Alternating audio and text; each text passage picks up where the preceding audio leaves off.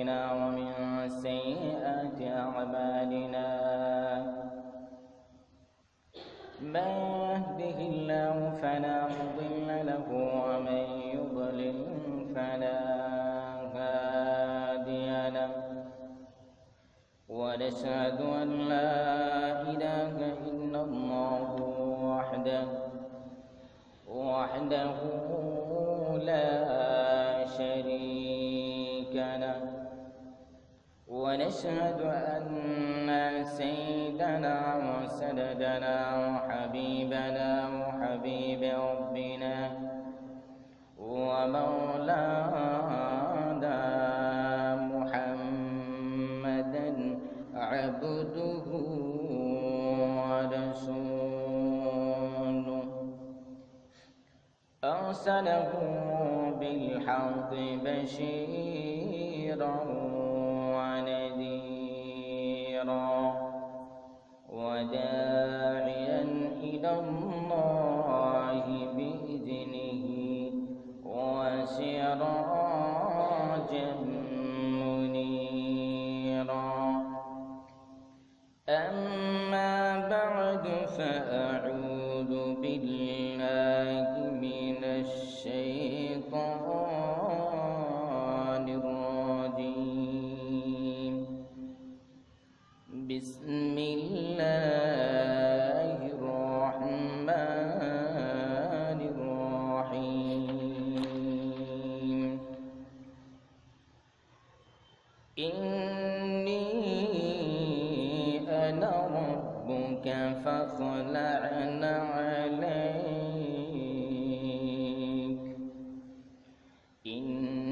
إنك بالواد المقدس طوى وأنا اخترتك فاستمع لما يوحى إنني أنا الله لا إله إلا أنا فاعبدني وأقم الصلاة لذكري الآية محبت رشيد সকলে প্রাণ খুলে দুরূদ পড়ি আল্লাহুম্মা সাল্লি আলা আল্লাহ সুবহানাহু ওয়া তাআলা আমরা সকলকে অত্যন্ত দয়া করে মায়া করে ভালোবেসে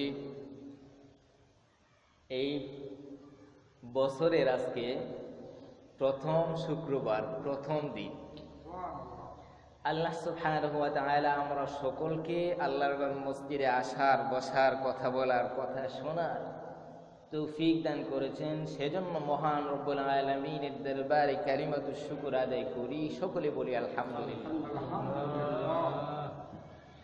হাজিরিনে কেরাম, আজকে যে আমি আলোচনা করব সে আলোচনাটা হলো আসলে আমরা দেখেন মসজিদের মধ্যে 80টি মসজিদের মধ্যে শুক্রবারে জুমার দিন আমরা আসি, কিন্তু মসজিদে আসলে আগে কি ফায়দা হবে, কি সওয়াবের অধিকারী হবেন ওইটা আমরা অনেকে জানি না। আর অনেক ওই সীমিত সময় শুধু 2 রাকাত নামাজ পড়ার যে একটা সময় আছে ওই সময়ের মধ্যে চলে আসে, আইসেই ওই 2 রাকাত নামাজ পড়েই আবার তাড়াতাড়ি চলে আসে। তাহলে বুঝা যায় যে কিছু মানুষের ব্যস্ততা একবারে সিমসিম খাইলিছে, ব্যস্ততার আর কোনো শেষ নাই। তো মসজিদে আর অধিকাংশ মানুষ আবার আছে মসজিদের মধ্যে আসে ঠিক, আইসা ওই উঠানের মধ্যে থাকে, মসজিদের মধ্যে তাড়াতাড়ি প্রবেশ করে না। আল্লাহর নবী বিশ্বনবী জনাবে মুহাম্মদুর রাসূলুল্লাহ সাল্লাল্লাহু আলাইহি ওয়াসাল্লাম মুসলিম শরীফের হাদিসের মধ্যে আবার তিরমিজি শরীফের হাদিসের মধ্যে একটা ওই হাদিসটা উল্লেখ করেছেন যে ব্যক্তি মসজিদের মধ্যে আসলো এবং মসজিদের মধ্যে আসার পরে কিছু কথা না মিলে কিছু কথাবার্তা যে বলে কোরআন হাদিসের যে কিছু আলোচনা করা হয়, ওই আলোচনাগুলো যে শুনে, ওই আলোচনা শোনার পরে আমল করলে আল্লাহ সুবহানাহু ওয়া তাআলা ওই ব্যক্তির নামে আমল নামায় ৬০ বছর নফল ইবাদত করলে যে সওয়াবের অধিকারী হবে, আল্লাহ সুবহানাহু ওয়া তাআলা ওই ব্যক্তি ওই কথা শুনে আমল করার কারণে তার নামে আমল নামার মধ্যে ৬০ বছরের সওয়াব দিয়ে দিবে। কিন্তু আমরা মসজিদে আছি একবারে সীমিত সময়, এমনকি মসজিদে এমন সময় আসি ইমাম সাহেব যখন খুতবা দেন, অনেকে, আমি আরো ২ দিন বলেছি, আজকে আবারও বলছি, ইমাম সাহেব যখন খুতবা দেন তখন আয়া মানুষ সুন্নতে খাবে। আসলে সুন্নত বড় না ওয়াজিব বড়? তো আমরা আইসা হারি খুতবা শুনবো, কিন্তু আসলে আইসা খুতবা শুরু হইছে, একটা খুতবা ফইরা শেষ, আরেকটা খুতবা শুরু করব, ওই সময় সুন্নত খার। তো আসলে ওটা না জানার কারণে, আর অনেক আছে যে তার কথা শুনতে ভালো লাগে। আসছি মসজিদে আল্লাহর হুকুম মানা, গোলামি করার জন্য, আল্লাহর হুকুম মানার জন্য, মসজিদের পবিত্রতা রক্ষা করা। কি বলেন? মসজিদে আইসা যদি যতক্ষণ পর্যন্ত আল্লাহ নামাজ সুরত অবস্থায় আমরা আল্লাহ সুবহানাল্লাহ, আল্লাহু আকবার, আলহামদুলিল্লাহ তাসবিহ তাহলিল করব, যত সময় পর্যন্ত মসজিদের মধ্যে বৈশা ওইগুলো করব, অত সময় পর্যন্ত আল্লাহ সুবহানাহু ওয়া তাআলা আমার নামে আমল নামার মধ্যে সওয়াব দান করে। তো আমরা আসছি আল্লাহর গোলাম হওয়ার জন্য, কিন্তু আবার দেখা যায় মসজিদের মধ্যে আসলে আল্লাহর নেক বান্দা হওয়া যায়, কিন্তু মসজিদের মধ্যে আসলে আবার দুশমন হওয়া যায়। এখন প্রশ্ন হবে, মসজিদে তো আসলাম আল্লাহর দুষ্ট হলে, আল্লাহর গোলাম হওয়ার জন্য, আল্লাহর দুশমন হওয়ার জন্য তো আমরা মসজিদের মধ্যে আসিনি, তাহলে আল্লাহর গড় আসলাম আল্লাহর বান্দা হওয়ার জন্য, আল্লাহর গোলাম হওয়ার জন্য, গোলাম মাফ চাওয়ার জন্য, মসজিদের মধ্যে আমি আবার আল্লাহর দুশমন হওয়ার জন্য কেমনে আসলাম? কি বলেন? কথাগুলো কি এইরকম হয় না যে মসজিদের মধ্যে আসলাম আল্লাহর গোলামি করার জন্য, কিন্তু দেখা যায় হুজুর আবার বলেন মসজিদের মধ্যে আসলে আল্লাহর গোলামও হওয়া যায়, মসজিদের মধ্যে আসলে আবার আল্লাহর দুশমনও হওয়া, এটা আবার কেমনে? যখন আমরা মসজিদের মধ্যে আসি, আসার পরে যখন আমরা কথাবার্তাগুলো শুনি, নীরব নিস্তব্ধ হয়ে যখন কোরআন সুন্নাহর কথা শুনি, ওই কথা শোনার পরে আমার নামে আমল নামার মধ্যে শুধু সওয়াব লেখা হয়, কিন্তু মসজিদের মধ্যে আসার পরে যখন মসজিদের পবিত্রতা রক্ষা করি না, মসজিদের মধ্যে আসার পরে যখন দুনিয়াবি কথাবার্তা বলতে শুরু করি, তখন ফেরেশতারা আমারে বলে, উসকুত ইয়া আব্দুল্লাহ, হে আল্লাহর বান্দা তুমি কি হও? নীরব হও, চুপ হও। আসলে ওইটা কথা বলার জায়গা? বলে ওটা কি কথা বলার জায়গা না কথা শোনার জায়গা? ওইটা হলো মসজিদ, হলো কথা শোনার জায়গা, কথা শুনি না আমল করা। মসজিদের মধ্যে আসার পরে যখন বলা হয় ইয়া আব্দুল্লাহ, হে আল্লাহর বান্দা তুমি নীরব হও, চুপ হও, এরপরেও ওই বান্দাটা কথা বলতে শুরু করে। আবার বলা হয় উসকুত ইয়া আব্দুল্লাহ, হে আল্লাহর বান্দা তুমি নীরব হও, এরপরেও যখন কথা বলে তখন আব্দুল্লাহ, হে আল্লাহর দুশমন তুমি মসজিদ থেকে বের হয়ে দাও। তাহলে মসজিদে যে আসলাম আল্লাহর গোলাম হওয়ার জন্য, আল্লাহর দুশমন হওয়ার জন্য, যে আল্লাহর গোলাম হওয়ার জন্য, দুশমন হওয়ার জন্য না, কিন্তু এখন দেখা যায় আমরা আল্লাহর দুশমন হয়ে গেছি। কেন দুশমন তো হলাম? হুকুম না মানার কারণে, কথাবার্তা বলার কারণে। ফেরেশতারা আমাদেরকে ধমক দিয়ে কথা বলে, আবার ফেরেশতারা বলে আল্লাহর গোলাম মসজিদ থেকে বের হয়ে দাও। তোর মতন মানুষ মসজিদে থাকার কোনো প্রয়োজন? কি বলেন? তাহলে মসজিদে কেন আসছি? আবার আরেকদল লোক, আগে কিন্তু হাদিস বললাম যে আরেকদল লোক মসজিদে আসার পরে কথা শুনতে ভালো লাগে না, কথা শুনতে ভালো লাগে না। কিন্তু ভাই মসজিদে আসার পরে কথা আপনি জানেন? হ্যাঁ আমরা জানলাম। আজকে যতটুকু আলোচনা করা হয় ওই আলোচনা অনেকেই শুনে, এখন সেও বড় আছে। এই আলোচনা শুনতে শুনতে সেও বড় ওয়াজি হয়ে গেছে, কিন্তু ওই আলোচনা শুনে কিন্তু আমল করেন। সে আলিম কিন্তু জালিম হয়ে গেছে। কথা বলেন আমল, কারণ একটা প্রবাদের মধ্যে বলা হচ্ছে আলিম সবার বড়, যদি হয় আমল ধরো, আমল ছাড়া আলিম মহাপাপের জালিম। তোমার তো সবার চাইতে ঊর্ধ্বে স্থান দেওয়া হচ্ছে, কারণ কেন তোমার সব চাইতে ঊর্ধ্বে স্থান দেওয়া হয়? আর আলিমের কারণে, তোমার কাছে আল্লাহর জ্ঞান থাকার কারণে তোমার উঁচু মর্যাদার অধিকারী করা হয়। কিন্তু যখন তুমি ওইগুলো অর্জন করার পরে ওইগুলো পালন করা না, তখন তো তুমি জালিম হয়ে যাও।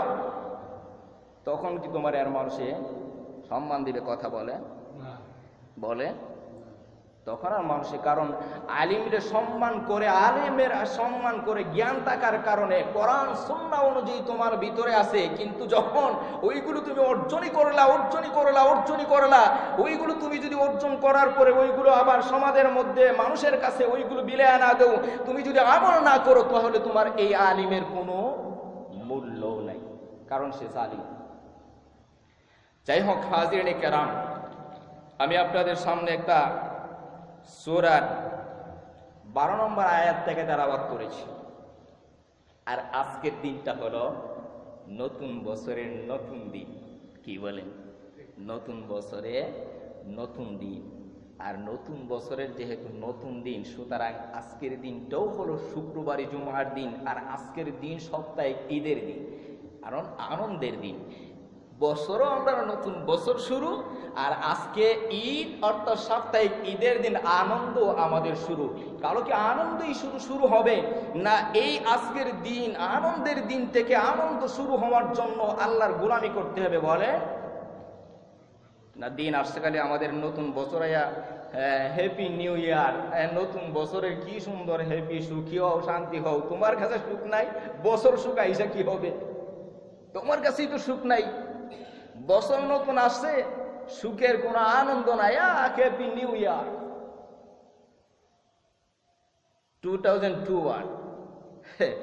আর এই বছরের তুমি এত প্রশংসা করলা, নতুন বছর আছে, তোমার প্রশংসা কে করবে? তোমার প্রশংসা তুমি তো করো না, কারণ তুমি তো আল্লাহর হুকুম মানো না। আবার তুমি বছরের প্রশংসা করো, তখন আমরা বছরের প্রশংসা করব। এই নতুন বছর থেকে আমরা আজকে যে আছি, নতুন বছর আমরা পুরা পাবো না। কি বলেন? আবার পেতেও এই দিন আমরা আজকে যে আমি কথা বলছি, আগামী দিন এখানে বসে কথা বলতে পারবো না। কিন্তু আজকে যে বছরের প্রথম দিন আসছে, শুক্রবার আসছে, নতুন বছরের নতুন দিনে আমরা নতুন করে আজকে শপথ করব, আর কোনোদিন গোনার কাছে দাবিত হব বলে? গোনার কাছে, অন্যায়, অসত্য, কথা বলেন না কেন? আমরা গোনার কাছে দাবিত হব না, হকের পথে থাকবো। কি বলেন? না মানুষের উপর জুলুম করব, সুদখুরি করব, জিনাকুর, বেবিচার, নারী দর্শন, কোনো কিছুই আমরা থাকবো না। কারণ যদিও আমাদের মধ্যে কোনো কিছু একটা গুনার দিকের তালিকা থাকে, আমরা যেহেতু আজকে নতুন বছরের নতুন দিনের নতুন শুক্রবার পেয়েছি, আজকে আল্লাহ সুবহানাহু ওয়া তাআলার দরবারে এই শুক্রবার আনন্দের দিনে, ঈদের দিনে, জুমার দিনে আমরা আল্লাহর কাছে দোয়া করব, আল্লাহ জীবনে যত গুনাহ করেছি, আজকে এই দিনে, এই শুক্রবারে, নতুন বছরের নতুন দিনে, নতুন ঈদে, আজকে ঈদের দিন অর্থাৎ সাপ্তাহিক ঈদের দিনে আমরা তুমি মুনিবের দরবারে তওবা করেছি, আল্লাহ জীবনে আর কোনদিন গোনার দিকে দাবিত হব না। কি বলেন?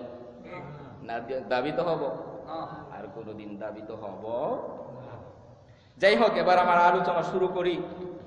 আলোচনা হলো যে আল্লাহ সুবহানাহু ওয়া তাআলা তিনি তখন, আল্লাহ বলেন, ইন্নী আনা রাব্বুকা ফাখলা'না আলাইক ইন্নাকা বিল ওয়াদিল মুকাদ্দাসি তুওয়া।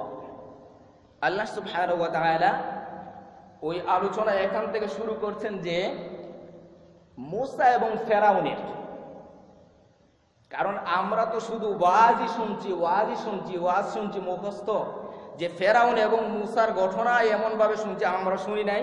মূসা আলাইহিস সালাতু ওয়াস সালাম এবং ফেরাউনের সাথে কি দ্বন্দ্ব ছিল আমরা কি শুনি নাই? হ্যাঁ, কোরআন সুন্নাহ ভিত্তিক আলোচনা ওগুলো। কিন্তু আমরা যখন দেখেন একটা কোরআনের অক্ষর তেলাওয়াত করলে আল্লাহ সুবহানাহু ওয়া তাআলা 10টা নেকি দেন, কিন্তু আল্লাহ সুবহানাহু ওয়া তাআলা একটা অক্ষর পড়লে ওই আলোচনা অনুযায়ী 70টা করে সওয়াব দিয়ে দেন। সুবহানাল্লাহ। এখন আলোচনাই করলাম, আলোচনা এমন ভাবে করলাম, কোরআনের একটা আয়াত তেলাওয়াত করলে, একটা অক্ষর পড়লে যদি 70টা সওয়াব হয়, তাহলে আমি যদি আজকে 70টা আয়াত তেলাওয়াত করে আপনাদের সামনে আলোচনা করি, তাহলে 70 করে যদি যোগ দেয় তাহলে কত সওয়াব। আর একটা আয়াত তেলাওয়াত করার পরে পুরা ঘটনা কইয়া আবার ওই আয়াতের মধ্যেও চলে আসলাম, তো আয়াত পড়লাম কয়টা বলেন? একটা। ঘটনা বললাম একবারে পুরা, প্রথম থেকে একবারে শেষ পর্যন্ত। ওই যে মুখস্থ আর মুখস্থ করলাম, মুখস্থ ওয়াজ কইরা আর বললাম, তাহলে ঘটনা আমি কিন্তু পুরা ঠিকই বলেছি। কোন আয়াতের পরে কোন কথাগুলো বলা হলো ওইটা আয়াত তেলাওয়াত না কইরেই বললাম। তাহলে আলোচনায় আর আয়াতের দিকে কোনো মিল বলেন? আলোচনায় আর আয়াতের দিকে মিল আছে? মিল নাই। আর যখন আলোচনা এবং আয়াতের দিকে মিল থাকে তখন কিন্তু আবার দেখবা সেন্টেন্স মিলে না, সুন্দর লাগে না। কি বলেন? কারণ এই ঘটনা বলতে তো সাজাইয়া সুজাইয়া খুব সুন্দর করে ঘটনা বললাম, কিন্তু ওই ঘটনার মধ্যে কয়টা আয়াত রয়েছে, ওই ঘটনার প্রেক্ষিতে কতগুলো আয়াত আছে, আল্লাহ ওই আয়াতের কি আলোচনা করছেন, ওই আয়াতের কি আলোচনা করছেন, একটা আয়াতের একটা আলোচনা করলেন, একটা আয়াতের একটা আলোচনা করলেন। এখন আয়াত তেলাওয়াত না কইরা সমস্ত আলোচনাগুলো আমরা একখানো কইরা এই আলোচনা অনুযায়ী বললাম আয়াত। এখন বলেন কোরআন শরীফের মধ্যে কাহিনী আছে কিনা? কিচ্ছা আমরা বলি ঘটনা। আল্লাহ নিজেই বলেছেন, কোরআন শরীফের কাহিনীগুলো নিজেই বলেছেন যে কোরআনের মধ্যে আমি কাহিনী অনেক সুন্দর সুন্দর কাহিনী বর্ণনা করেছি। তাহলে আল্লাহ যদি কোরআনের মধ্যে কাহিনী বর্ণনা করেন, ওই কোরআনের কাহিনীগুলো যদি আলোচনা করি, তাহলে কোরআনের আলোচনা করলে, কোরআনের কাহিনী বললে সওয়াব হয়। আর আমরা যে আজকে অনেক কথা বইলা মানুষের সুন্দর করে বুঝাই, ওইটা শুধু খালি মজা লাগে। কি বলেন? সুন্দর লাগে, এটা মজা লাগে, কিন্তু আলোচনায় আর আয়াতে কোনো মিল বলেন? তাহলে আসুন, আল্লাহ সুবহানাহু ওয়া তাআলা তিনি বলেন, মুসা আলাইহিস সালাতু ওয়াস সালাম যখন সর্বপ্রথম আল্লাহ সুবহানাহু ওয়া তাআলা মুসা আলাইহিস সালাতু ওয়াস সালামের উপর ওহী নাযিল করলেন, ওহী নাযিল করার পরে মুসা আলাইহিস সালাতু ওয়াস সালামরে বললেন, ইন্নী আনা রাব্বুকা ফাখলা'না আলাইক, ও মুসা আমি হলাম তোমার রব, নালা ইন্নাকা বিল ওয়াদিল মুকাদ্দাসি তুয়া। সুতরাং তোমার কাছে যে ওহী নাযিল হচ্ছে, তুমি যে পর্বতের মধ্যে আসো, তুয়া একটা পাহাড়, আমরা জানি না, তুর পাহাড়ের মধ্যে মুসা আলাইহিস সালাতু ওয়াস সালাম গিয়ে আল্লাহর সাথে কথা বলছেন। তো ওই তুয়া শব্দ আরবি হলো তুর পাহাড়, আরবিতে বলা হয় তুয়া। ওই তুয়া মুসা আলাইহিস সালাতু ওয়াস সালাম তুয়া পাহাড়ের মধ্যে গিয়ে মুসা আলাইহিস সালাতু ওয়াস সালাম আল্লাহর সাথে কথা বলবেন। ওই মুহূর্তে আল্লাহ সুবহানাহু ওয়া তাআলা বললেন, ইন্নী আনা রাব্বুকা ফাখলা'না আলাইক ইন্নাকা বিল ওয়াদিল মুকাদ্দাসি তুয়া। ও মুসা আলাইহিস সালাতু ওয়াস সালাম, তুমি একটা পবিত্র পাহাড়ের মধ্যে উঠতেছো, আর তোমার পায়ের মধ্যে জুতা, ওইগুলো কুলো। ওটা কি করো? জুতা ডুইকা, জুতা পয়রা তুমি ওই পাহাড়ের মধ্যে উঠবা। কিন্তু আমাদের নবী, বিশ্ব নবী মেরাজ রজনীতে যে দুনিয়ার 7 জমিন 7 আসমান পাড়ি দিয়ে আল্লাহর সাথে সাক্ষাৎ করেছেন, ওই রকম কি আল্লাহ সুবহানাহু ওয়া তাআলা আমাদের বিশ্ব নবীরে কি বলছেন, ওইটা কইলে আসো, ওইটা কইলে আসো, এইটা কি বলেছেন? আল্লাহর নবী যখন জুতা মুবারক খুলতে চাইছিলেন, তখন বললেন, হ বিশ্ব নবী মুহাম্মদ রাসূলুল্লাহ সাল্লাল্লাহু আলাইহি ওয়াসাল্লাম, আপনি কি এই জুতা মুবারক খুলবেন না? জুতা নিয়ে আসেন, আপনার জুতার মুবারক আমার আরশে আজিম জন্ম হয়ে যাবে। কিন্তু মুসারে কি বলা হলো, মুসা তুমি জুতা খুলো, জুতা বইরা তুমি কি করো, এই তোয়া পাহাড়ের মধ্যে উঠবে না। তখন মুসা আলাইহিস সালাতু ওয়াস সালাম আল্লাহর হুকুম মাইনা এই জুতা কুইলা তিনি কি করলেন, তোয়া পাহাড়ের মধ্যে গিয়ে আল্লাহর সাথে কথা বলবেন। তখন তিনি বলেন, ওয়ানা ইখতারতুকা ফাসতামি' লিমা ইউহা ইন্নানি আনা আল্লাহ।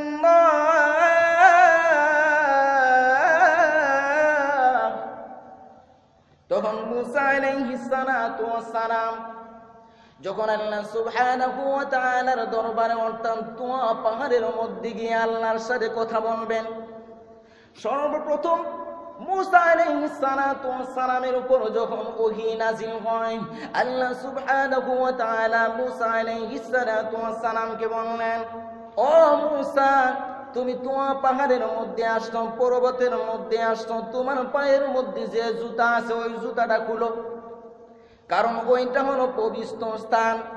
মুফাসসিরে কেরামরা বিভিন্ন দিকে বর্ণনা করেছেন মুসা আলাইহিস সালাম লা ইলাহা ইল্লা আনা ফা'বুদুনি ওয়া আকিমিস সালাতা লিযিকরি। ও মুসা, আমি আল্লাহ, আমি লা ইলাহা ইল্লাল্লাহ, আল্লাহ ছাড়া তুমি কারো হুকুম মানবে না, কারো ইবাদত করবে না। আনা ফা'বুদুনি, তুমি আমি আল্লাহর ইবাদত করবে। ওয়া আকিমিস সালাতা লিযিকরি, আর আমার শরণার্থে তুমি সালাত কায়েম করবে। আমার শরণার্থে যখন তিনি বললেন ইন্নানি আনাল্লাহ, মুসা আলাইহিস সালাতু ওয়াস সালামের সামনে যখন আল্লাহ সুবহানাহু ওয়া তাআলা হাজির হবেন, আল্লাহ সুবহানাহু ওয়া তাআলা তিনি বললেন ইন্নানি আনাল্লাহ, আমি আল্লাহ। ওই কথা বললেন যখন আল্লাহ সুবহানাহু ওয়া তাআলা নূরের পঞ্জলিয়াত সরাইলেন, ৭০,০০০ নূরের পর্দা, ওই ৭০,০০০ নূরের পর্দা হতে যখন একটা পর্দা সরাইলেন, মুসা আলাইহিস সালাতু ওয়াস সালাম জমিনের মধ্যে অজ্ঞান হয়ে পড়লেন। এখন কি আর দেখা হইল? অজ্ঞান হয়ে জমিনের মধ্যে তিনি অজ্ঞান হয়ে পড়লেন, যে আর ওনার জ্ঞানহীন। কিন্তু আমাদের নবী, বিশ্ব নবী জনাবে মুহাম্মদুর রাসূলুল্লাহ সাল্লাল্লাহু আলাইহি ওয়াসাল্লাম যখন আল্লাহ সুবহানাহু ওয়া তাআলার দরবারে সাক্ষাৎ করলেন, মুফাসসিরে কেরামরা বর্ণনা করেছেন কাবা কাউসাইনি আও আদনা, যে এক সুতা পরিমাণ দূরই ছিলেন। আবার কেউ বলেছেন অর্থাৎ ফরক, আবার কেউ কেউ বলেছেন কোনো পর্দাই ছিল না, ফরক ছিল না, সরাসরি আল্লাহর সাথে সাক্ষাৎ করেছেন। বিশ্বনবী তো অজ্ঞান হয়ে পড়ে, কি বলেন? তাহলে শ্রেষ্ঠ নবীকে, বিশ্বনবী এই যখন অজ্ঞান হয়ে পড়লেন, তখন তিনি বললেন আবার, ও মুসা, তোমার সাথে আমার এরকম সাক্ষাৎ হবে না, কারণ তুমি তো এমনি জ্ঞানহীন হয়ে পড়েছো। তাহলে কি করো? আমি হলাম আল্লাহ, লা ইলাহা ইল্লা লা ইলাহা ইল্লা আনা ফা'বুদুনি, আমি আল্লাহর হুকুম ছাড়া আর কারো হুকুম মানো না, কারণ আমি আল্লাহর ইবাদত করো। ফা'বুদুনি, আমি আল্লাহর ইবাদত করো। ওয়া আকিমিস সালাতা লিযিকরি, আর আমার শরণার্থে তোমরা কি করো? জিকির অর্থাৎ সালাত কায়েম করো। তাহলে আল্লাহর শরণার্থে যদি সালাত কায়েম করার কথা বললেন, এখন আল্লাহর স্মরণ করব আমরা কেমনে বলেন? নামাজ ছাড়া? কারণ আল্লাহ তো আর কোনো কথা বলেন নাই যে আমার শরণার্থে তোমরা ওইটা করো, ওই রকম তো কোরআনের মধ্যে বলেন নাই। কোরআনের মধ্যে আল্লাহ বলেন ওয়া আকিমিস সালাতা লিযিকরি, যে তোমরা আমার শরণার্থে সালাত কায়েম করো। তাহলে দেখা যায় আল্লাহরে যখন আমরা স্মরণ করব, তখন আমরা সালাতের মধ্যে দাঁড়াবো। সালাত কায়েমের মাধ্যমে আল্লাহরে কি করব? স্মরণ বলেন না কিসের মাধ্যমে? এখন আল্লাহরে তো আমরা স্মরণ করি। আবার কেউ কেউ যদি আমরা প্রশ্ন করেন খালি কি নামাজের মাধ্যমে আল্লাহরে স্মরণ করবো, আর কি আল্লাহর স্মরণ করা যায় না? হ্যাঁ, অবশ্যই। উত্তম পন্থা হলো নামাজের মাধ্যমে কায়েম করতে, আমার শরণার্থে সালাত কায়েম করো, নামাজ পড়ো, অর্থাৎ নামাজ পড়ো আল্লাহর শরণার্থে। কিন্তু আমরা যদি এখন বলে খালি নামাজের মাধ্যমে আল্লাহর স্মরণ করা হয়, ওইটা কি হবে? হাঁটতে বইতে যে কোনো মুহূর্তে যে কোনোভাবেই আমরা কি আল্লাহর স্মরণ করতে পারি না বলেন? এরপরে তিনি আবার বলেন, এখন মুসা আলাইহিস সালাতু ওয়াস সালাম যখন আল্লাহর সাথে সাক্ষাৎ করবেন, আবার জ্ঞান ফিরে আসলেন আল্লাহ সুবহানাহু ওয়া তাআলা, তখন মুসা আলাইহিস সালাতু ওয়াস সালামকে আবার বললেন, মুসা, ও মুসা আলাইহিস সালাতু ওয়াস সালাম, তুমি যে আমি আল্লাহ সুবহানাহু ওয়া তাআলার দরবারে আসছো, বলে হ্যাঁ, তো এখন কেন আসছো? আর তুমি যে আসছো, আল্লাহ বলেন মুসা আমার সাথে সাক্ষাৎ করার জন্য আসছো। মুসা আলাইহিস সালাতু ওয়াস সালামের কাছে মুসা আলাইহিস সালাতু ওয়াস সালাম আল্লাহর সাথে সাক্ষাৎ করার জন্য যখন গিয়ে তুরে সায়না, তুর পাহাড়ের মধ্যে উপস্থিত হলেন, তখন আল্লাহ সুবহানাহু ওয়া তাআলা বললেন, ওয়া মা তিলকা বিয়ামিনিকা ইয়া মুসা, ও মুসা আলাইহিস সালাতু ওয়াস সালাম, তুমি তুয়া পাহাড়ের মধ্যে আসছো, তোমার হাতের মধ্যে ওইটা কি? তোমার, কারণ আমরা জানি মুসা আলাইহিস সালাতু ওয়াস সালামের একটা গল্লা আছে, লাঠি আছে। এটা কি আমরা শুনছি না? এখন মুসা আলাইহিস সালাতু ওয়াস সালাম তিনি তখন শুধু ওই কথাটাই তিনি বলতে পারতেন, আল্লাহ এটা হলো আমার লাঠি। কি বলেন?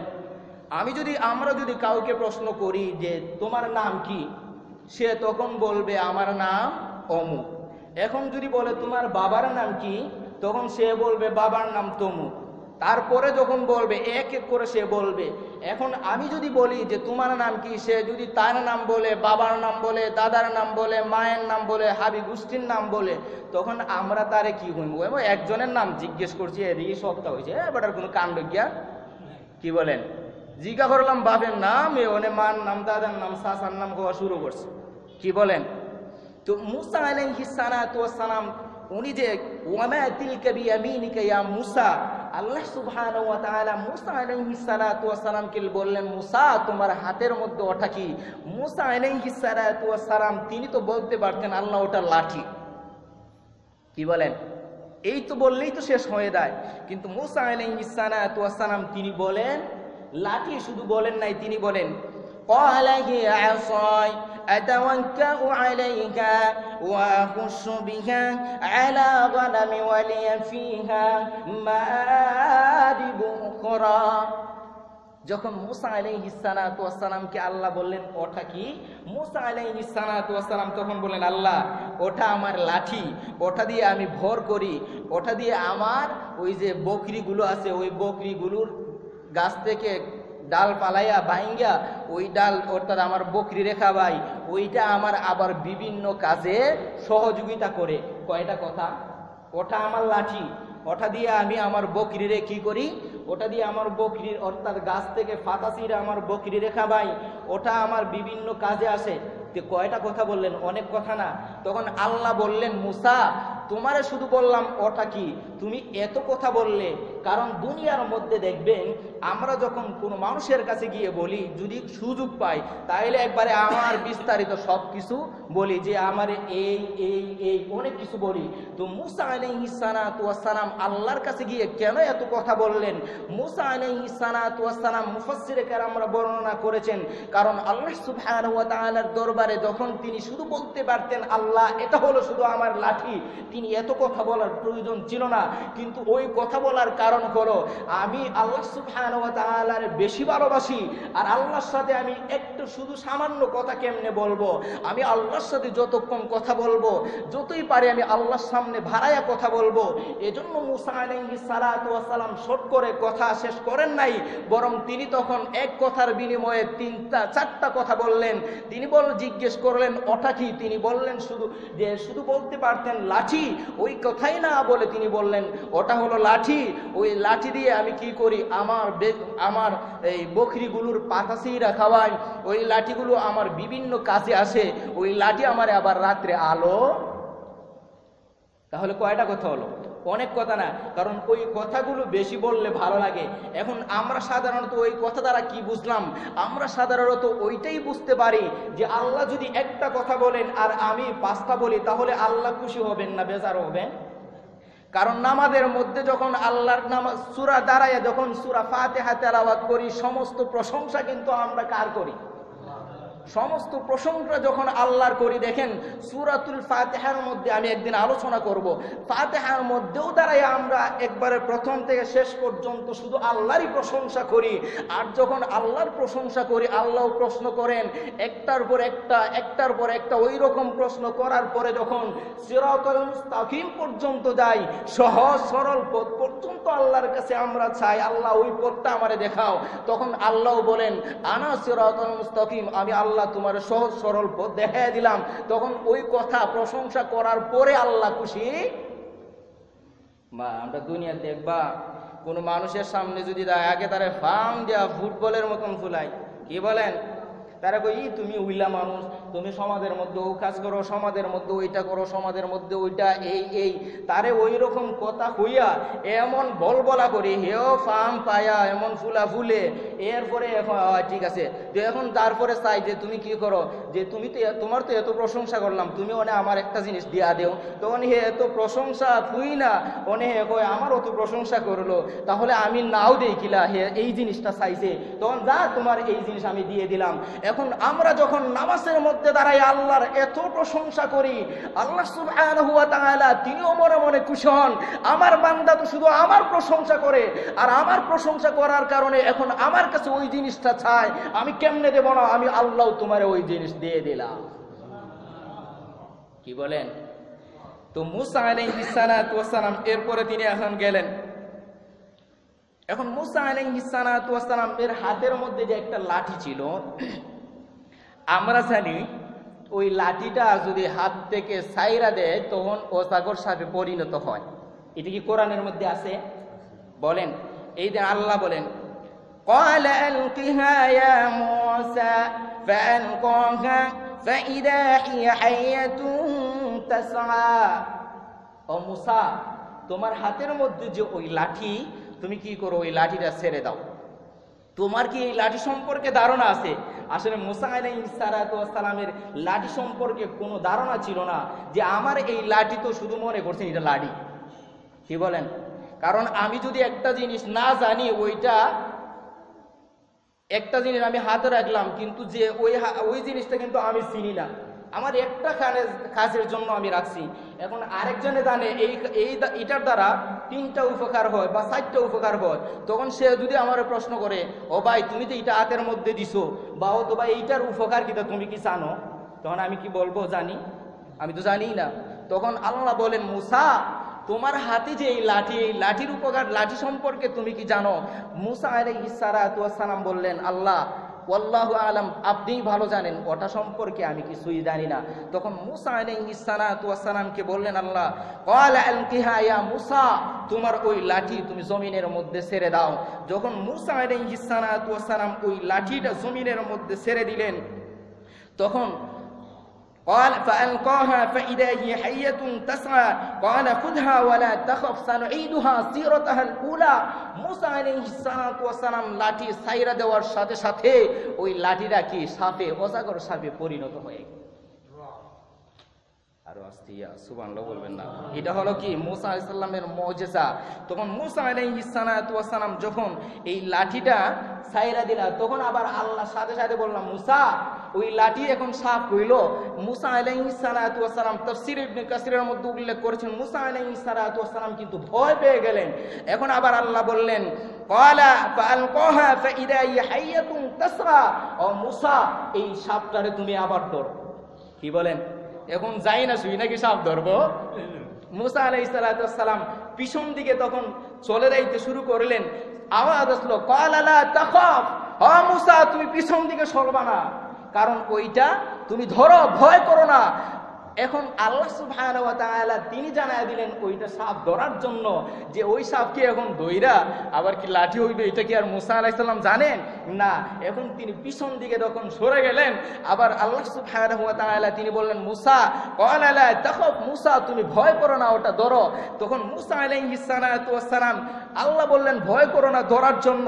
এখন মুসা আলাইহিস সালাতু ওয়াস সালাম যখন ধরবেন, তখন তিনি আবার বলেন, সানুঈদুহা সিরাতাহাল উলা, আমি আল্লাহ সুবহানাহু ওয়া তাআলা তোমার হাতের মধ্যে যেভাবে আগে লাঠি ছিল, আমি আল্লাহ ওইভাবে আবার লাঠি হিসাবে তোমার হাতে তুলে দেব। দেখছেন মুসা আলাইহিস সালাতু ওয়াস সালামের মুজিজা। এখন তিনি যখন আবার ধরলেন, এখন ধরার পরে আবার কি হলো, ওই লাঠিটা সাপে, শেষ করব, সাপে অর্থাৎ লাঠি রূপে রূপান্তরিত হলো। এখন মুসা আলাইহিস সালাতু ওয়াস সালাম এই মুজিজা দেখার পরে, ক্বালা ওয়াদমুম ইয়াদাকা ইলা জানাহিকা তাখরুজ বাইদা মিন গায়রি সুইন আয়াতান উখরা। এই হলো মুসা আলাইহিস সালাতু ওয়াস সালামের একটা মুজিজা। কারণ মুসা আলাইহিস সালাতু ওয়াস সালামকে দ্বিতীয়বার আরেকটা মুজিজা দেওয়া হলো, যে মুসা আলাইহিস সালাতু ওয়াস সালামকে কেন আল্লাহ মুজিজা দিলেন।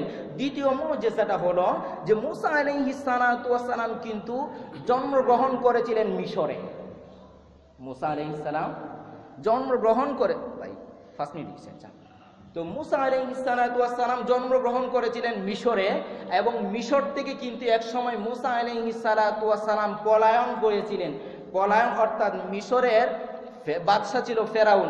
এখন আমি যদি একজনের সাথে কুস্তি করতে চাই, যে কুস্তি করতে হইলে ওই ব্যক্তির সমান আমার হইতে, কি বলেন? আর নাইলে তো আমার একবারে একটা মাইরা সেপ্টা বেরা বলাই দিব। তার সমান না হইলে কি আমি তার সাথে কুস্তি করতে পারবো? ওই মুসা আলাইহিস সালাতু ওয়াস সালাম ফেরাউনের কাছে যে মুসা আলাইহিস সালাতু ওয়াস সালাম রে পাঠাবেন দাওয়াতের জন্য, আগে মুসা আলাইহিস সালাতু ওয়াস সালামের কিছু মুআজিজা দিন। আল্লাহ সুবহানাহু ওয়া তাআলা দান করলে মুসা তুমি ভয় করবা না। যাই হোক হাজিরিনে কেরাম, এর পরবর্তীতে ওয়াদুম ইয়াদাকা ইলা জানাহিকা তাখরুজ বাইদা মিন গায়রি সুইন আয়াতান উখরা, এরপরে ওইখান থেকে আলোচনা করব। এরপর মুসা আলাইহিস সালাতু ওয়াস সালাম রে মুআজিজা দিয়া মিশরের ফেরাউনের কাছে আল্লাহ সুবহানাহু ওয়া তাআলা পাঠালেন দাওয়াতের জন্য। ওখান থেকে আগামী শুক্রবার আলোচনা করব। সময় এখন 7 হয়ে গেছে আর মিলাদও আছে। তো আল্লাহ সুবহানাহু ওয়া